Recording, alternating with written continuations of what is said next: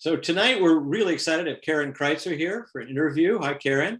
Hi, how are you, Steve? I'm happy to have you here. Caryn, you somehow got into clay a long time ago. Can you tell us a little bit how you got into clay? Sure. Well, I was born in Brooklyn, but we moved to Florida when I was 11. And in high school, I took a ceramics class. And after 3 weeks of working in clay, I was hooked. I mean, I just went up to my teacher and said, "Can I make like my second piece, a huge Greek urn?" And she said, "Sure." And that class was actually 9 hours a week. So I got to really get involved with it. And then in college, I did a lot of ceramics at Florida State. And then I got an MFA at University of Tennessee in ceramics. So I've done a lot of, work for many years and been able to really explore the material. I love clay because it's such an amazing material. You can just about do anything with it. And you have done a lot of things with it. Let's look at your studio here. Your studio, is that in your house in Brooklyn? Yes, that's my house in Brooklyn. We bought this house 25 years ago before the market went crazy. And first thing we did was set up an exhaust system and the electrical to get my 2 kilns in. And putting in the electrical for kilns and ventilation, that's a big deal. Yeah, I hadn't thought about that. Yeah, and it's just we redid it a couple of years ago, so it's a really nice space now. So I'm very happy to work in it. Yeah, that's great. Yeah, and I just want to say, I moved back to New York after grad school, and taught all over the city, and spent like 14 years teaching at Greenwich House Pottery, which is a famous ceramics school in the Village. And my first show in New York was at the Playboy Club, which I forgot.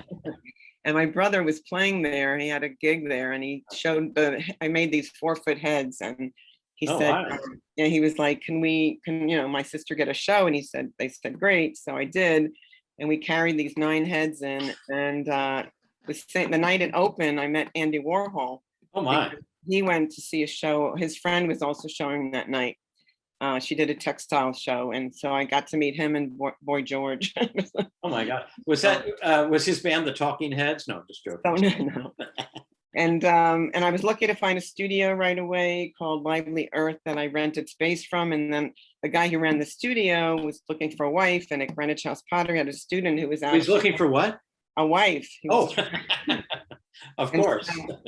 Yeah. What else? And so that's what pottery is all about. Right, matching up, finding your mate. So I was able to find him a wife, one of my students, and then he gave me the studio. So I got a 2,000 square foot studio and was rented out a lot of space to different artists throughout the years I was there. And then I sold it to friends of mine, Matt Nolan and Elizabeth Levine, and then I moved to Brooklyn. Yeah. Well, it sounds like a good exchange. Let's go to your first picture. So this is a show I was in. It was an international show at the Faenza International Ceramic Museum in Faenza, Italy. And these were 3 pieces that were accepted to the show, and then now they're in their collection. So the first one is Love Cups. It's 1 saucer with 2 cups on it. And I had just recently been married, so I'm sure that inspired me. And loving cups. Right. And the one on the right is a still life inspired by a lot of different artists like Morandi, Betty Woodman, the ceramic artist, and 3 for Tea, the one on the bottom left. I don't know, just really having fun with collage and sculpture and functional pieces. Yeah. And the finish is a special finish? It's a special finish called Terra Sigillata, which means in Italian sealed earth. And it has like a beautiful satin finish when you burnish it, which means polishing it. So you basically apply it like a slip, but then you actually burnish it. And it has like a nice sealed finish. So yeah, I experimented with this finish for many years. Yeah, and I loved it. And it's really from the Roman Empire, and the Greeks used it. It's all over Mexico, South America, I think Africa, all over the world. I think it was used. Interesting. And here you made things that look functional, but I take it they were not intended to be functional. No, they're not functional. I love playing around with function and non-function, and I love to honor the vessel, as a Right. the Interesting. concept. So this is my kitchen that I redid in, I think, in 2003 or 2004.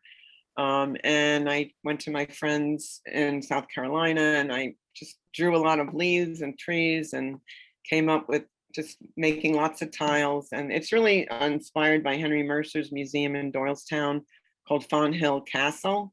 If you haven't gone there, really, it's worth a trip. It's like 2 hours from New York. And I've gone there 4 times with my high school students because it's just awe-inspiring. And the terracotta tiles, the leaves that I made, were inspired by his kind of design, and actually putting glass in was inspired by, art and crafts movement.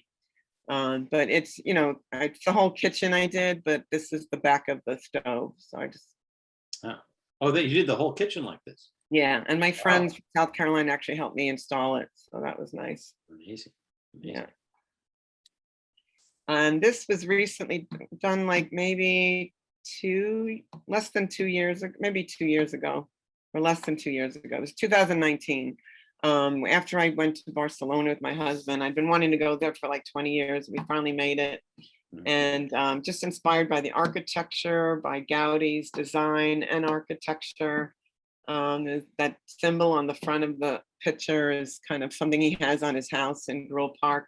Oh, And the other side is carved. And I love the buildings in Barcelona because they put like 2 colors of concrete down and then they carve away and you see this beautiful design and repeated pattern around the buildings. So that was inspired by that. Yeah. oh, fascinating. And also it looks semi-functional. Yeah. I mean, I think you could probably use it, but you might. A lot of my pictures are sculptural and you might use them more for vases than pictures, because it would probably be more functional just to put water and some flowers in it. But yeah, I haven't really used it. No, I guess. Yeah. This was inspired by my friend Susan Greenstein, who asked me to do self-portraits with her. She did it for many months. I just did it for 30 days. But it was really like fun every day to do a portrait of yourself, which I thought at first was kind of narcissistic, but then, and I wasn't like, what? But then as I did it, I realized it was such a great learning tool because I had somebody to pose for me every day. And then I got tired of just drawing. So I ended up using color one night. And this piece was actually in the Bodega Gallery that unfortunately closed. But, in the pandemic it closed. yeah, but it was in a portrait show, a self-portrait show. Yeah. So, and that was, yeah, so that's really, it was just fun to use. I love line and I love contour. So this was kind of a combination of color and line.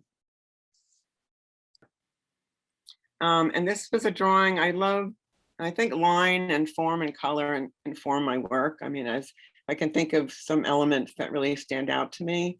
Line is really important in my work. I do a lot of contour drawing and I do a lot of sketching. And this was done at a workshop that I went to at Maine College of Art. I went a few times, but I studied figure drawing there. But it's always something that I really love. And I love using the contour drawing and sort of using it in a way almost like I love Alice Neal's work. So I think, and sort of like this teacher was so great because she used these older models. So it wasn't like trying to get these beautiful people, sketched. And it made it more interesting. Yeah. Cool. All right. So this is not a typical vase. Not really. This was inspired actually by a Roman piece at the Met. It was this big urn, and on the sides there were 2 figures just like standing out and just sort of falling out from this vase. And then the Women's March came, and I just wanted to make something that reflected, what was going on. I think I'd gone to the march, and then I came home and I made this. And I wanted to show the power of women and also include other kinds of people. So throughout the piece, you see all kinds of people. It's not just women, there are men there, there are children there, there are dogs there, you know, so. Oh, wonderful. And I love Van Gogh's work. And so all the lines in it, the carving kind of, I think like the sky, I really tried to kind of give it that kind of linear. Oh, yeah, I see that. I see that. Texture, yeah. And this was a piece that I think, Steve, you saw because we were next to each other at BWAC. BWAC, yeah, in December. November. So I did this piece in July and I just retired from teaching at that moment. And I wanted to make a piece to celebrate my new chapter in my life and also to include like my Buddhist philosophy. I have a Buddhist practice and I wanted to include the philosophy that I've embedded in my life through my work.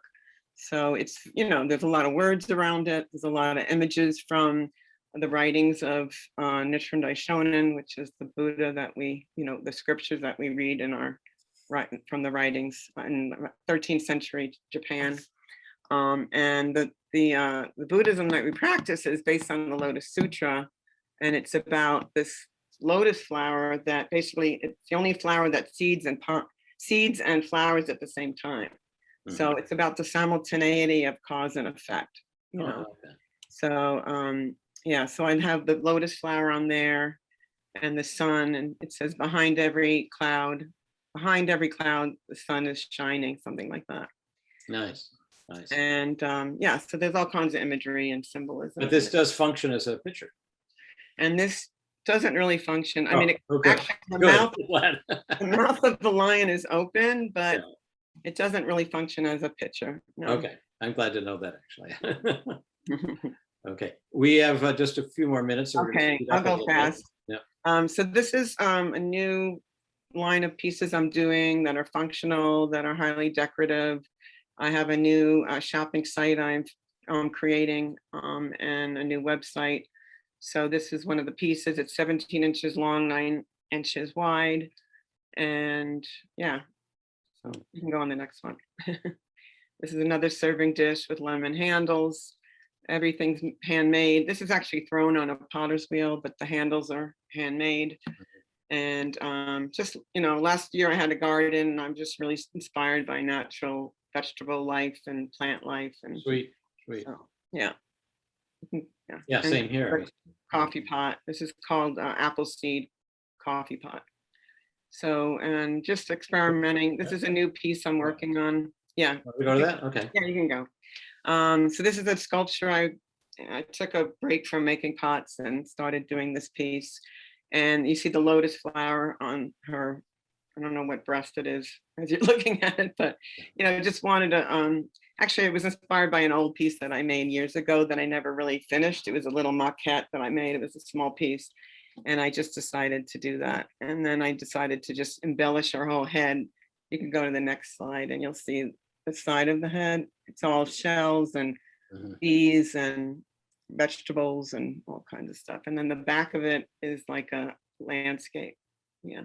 It's really, really fantastic. So you build up by hand and then scrape away, I presume, to get to where you want to be? Well, I'm working with like these ropes of clay to build it.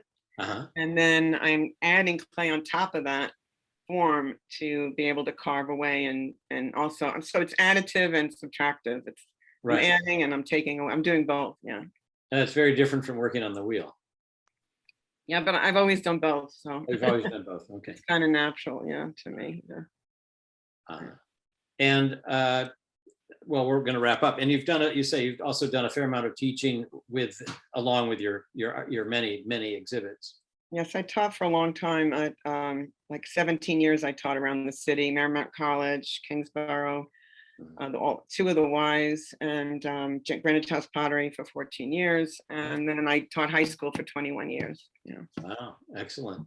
Well, Caryn, thank you very much. It was a great interview. I love seeing your work. And thank you so much. and there we go. Okay, thank you.